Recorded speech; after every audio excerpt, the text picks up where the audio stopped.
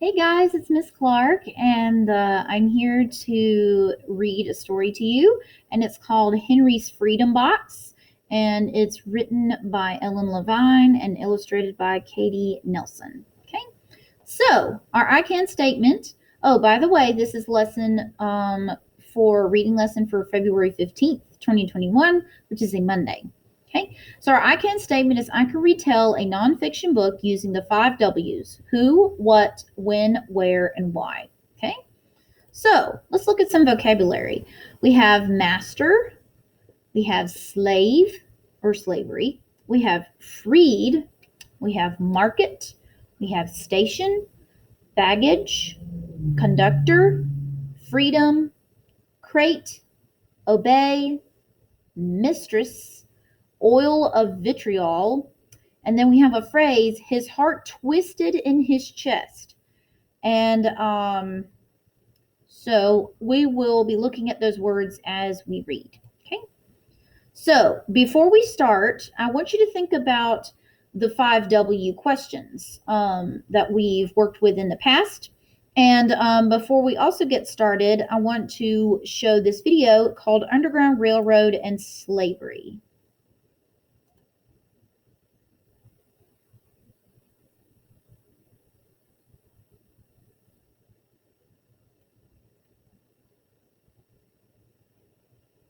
I'm not sure if it's going to play or not. Oh, it is. Cool.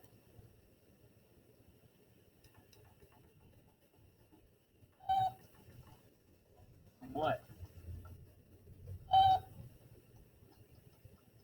I'm working on my report for Mrs. Baxter. Why?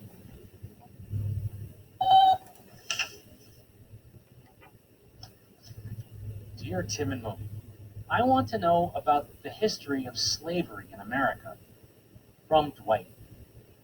Unfortunately, slavery's history goes back to way before the United States even existed. Early records show that people were enslaved thousands of years ago in places like Mesopotamia and ancient Egypt. Even the ancient Greeks, the inventors of democracy, used enslaved people as household servants. But in the Americas, slavery was particularly brutal. Spanish and Portuguese conquistadors enslaved the native people who lived in Mexico and South America. Oh, conquistador means conqueror in Spanish. The British and Spanish colonists in North America enslaved native people there, too. But in the British colonies on the East Coast, they quickly shifted to enslaving people from Africa. Beginning in the early 1600s, Africans were used for household help and farm work in North America. And the southern colonies built their whole economy around a slave workforce. They labored growing cotton, indigo, and sugar on large farms called plantations, while northern colonies became more industrial, so they needed far fewer workers. By the end of the 18th century, the African slave trade had stolen millions of people and shipped them to North America. The slave trade was a big international business. In Africa, people were kidnapped and traded to merchants in exchange for European goods. They were then sent to the Americas, where they were forced to work on plantations. The crops they grew were sent back to Europe, where they were sold and manufactured into goods. The system was called the triangular trade, and the leg between Africa and the Americas is known as the Middle Passage. People were chained together and packed like livestock into cargo holds. They often couldn't move at all, not even to go to the bathroom. Many got sick and died. Others tried to starve themselves or jump overboard to escape. Over 15% of the captives perished while on board. For those who survived, the excruciating journey took months. The first stop was the West Indies, islands in the Caribbean. Some enslaved people were kept there as plantation workers. Others were sent to America, where they were sold at auctions. Families were broken up and sold to different planters. Well, back then, many Americans thought that Africans were inferior people. They were judged because their skin was a different color and because they weren't Christians. Greed was a factor too. Free labor made a lot of people very rich. Enslaved workers had no rights at all. Plantation owners could make them work all day without rest, beat them, and even kill them. It was all legal. You said it. But eventually, things did begin to change. In 1808, bringing slaves over from Africa was outlawed. Of course, there were millions of Africans here already, and laws had been passed to make slavery hereditary. That meant any children of enslaved people were enslaved too. So the system actually expanded as generations of children were born into slavery. But by the 1850s, most northern states had outlawed the practice. In 1860, the U.S. fought a civil war over slavery, which brought it to an end. During the war, Abraham Lincoln delivered the Emancipation Proclamation. He declared that all enslaved people in Confederate states were now free. And the 13th Amendment to the Constitution officially outlawed slavery in 1865. But the effects of slavery didn't end overnight. African Americans were treated as second-class citizens for the next 100 years. The civil rights movement of the 50s and 60s made huge strides toward righting those injustices. Since then, we've made a lot of progress, though we still have a way to go. It's up to all of us to work toward a society that treats people fairly, no matter our race or background. We're all just people, you know? You're people too, as far as I'm concerned. All right, so now that we've got some background on slavery, let's kind of take a little reminder that today our goal is to retell and nonfiction using the five W's. Now, our book today is called Henry's Freedom Box. Okay, so what you're going to do is you're going to use your key feature map that you have in your packet, and you are going to fill out the questions in there. But first, here is the book called Henry's Freedom Box by Ellen Levine. Okay, so let me adjust my camera a little bit. Okay. All right, so it says, Henry Brown wasn't sure how old he was.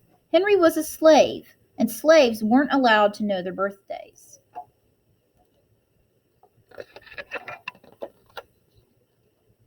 Henry and his brothers and sisters worked in the big house where the master lived. Henry's master had been good to Henry and his family, but Henry's mother knew things could change. Do you see those leaves blowing in the wind? They are torn from the trees like slave children are torn from their families. So a master is kind of like a boss, like a boss of slaves. One morning, the master called for Henry and his mother. They climbed the wide staircase. The master lay in bed with only his head above the quilt. He was very ill. He beckoned or called them to come closer. Some slaves were freed by their owners, or set free. Henry's heart beat fast. Maybe the master would set him free. But the master said, "You are a good worker, Henry. I am giving you to my son. You must obey him and never tell a lie." Henry nodded, but he didn't say thank you. That would have been a lie.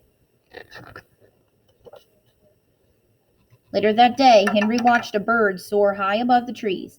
Free bird, happy bird, Henry thought. Henry said goodbye to his family. He looked across the field. The leaves swirled in the wind.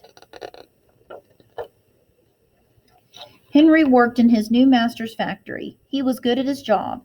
"Do not tear that tobacco leaf," the boss yelled at the new boy. He poked the boy with a stick. If you made a mistake, the boss would beat you. So this is his new master now.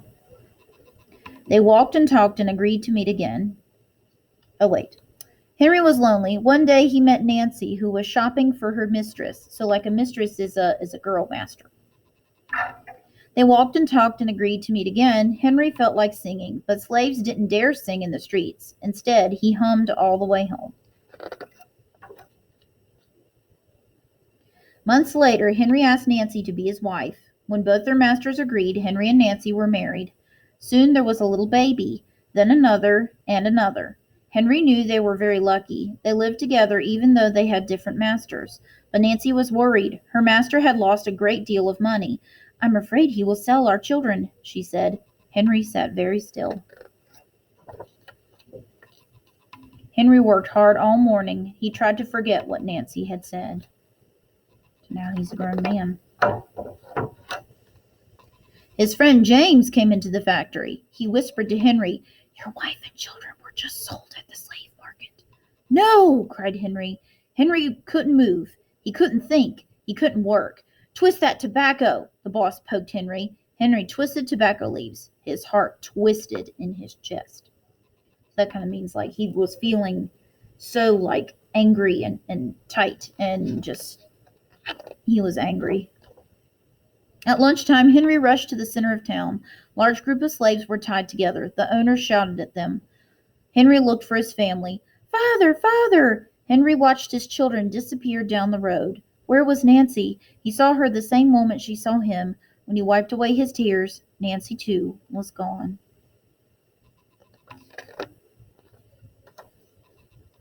Henry no longer sang. He couldn't hum.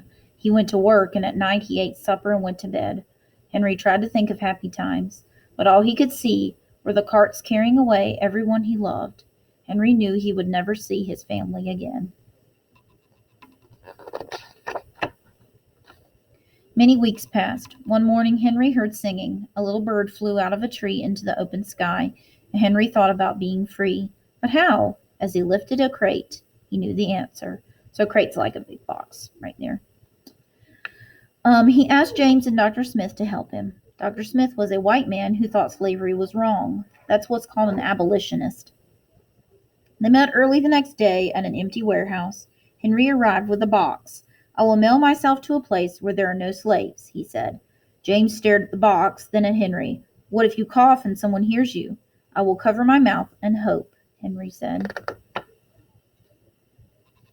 Dr. Smith wrote on the box, "To William H. Johnson, Arch Street, Philadelphia, Pennsylvania." Henry would be delivered to friends in Philadelphia. Then he printed on the crate in big letters, "This side up with care." So the doctor is putting him in a box. Henry needed an excuse to stay home, or the work boss would think he had run off. James pointed to Henry's sore finger. Henry knew it wasn't bad enough. He opened a bottle of oil of vitriol. "No!" cried James. Henry poured it on his hand. It burned his skin to the bone. Now the boss would have to let him stay home. So Henry inflicted pain on himself so that he could stay home. Dr. Smith bandaged Henry's hand. They arranged to meet the next morning at 4 o'clock. The sun was not yet up when Henry climbed into the box. "Ready," he said. James nailed down the lid. Dr. Smith and James drove to the station. The railway clerk tipped the box over and nailed a paper to the bottom. Dr. Smith begged the clerks to be careful, but they didn't listen. They threw the box into the baggage car. Don't forget who's in the box.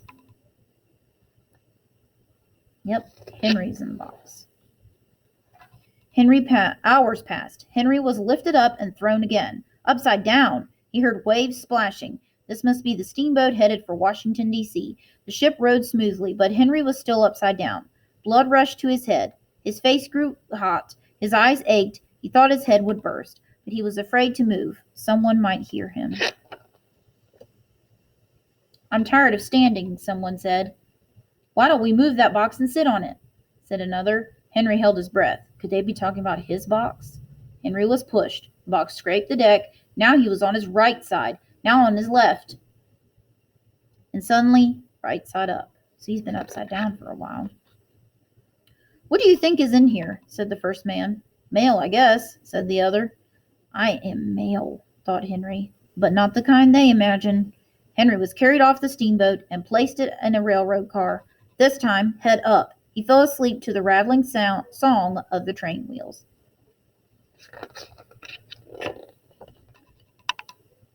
He awoke to loud knocking. "Henry, are you all right in there?" "All right," he answered. The cover was pried open. Henry stretched and stood up. 4 men smiled at him. "Welcome to Philadelphia." At last Henry had a birthday, March 30th, 1849, his first day of freedom, and from that day on, he also had a middle name. Everyone called him Henry Box Brown.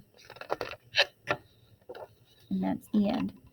All right, so don't forget, When you're finished, I want you to pull out your chart and I want you to answer the who, what, when, where, why questions. Okay, to the best of your ability. All right, so I hope you guys enjoyed the lesson, and I will see you guys next time. Bye.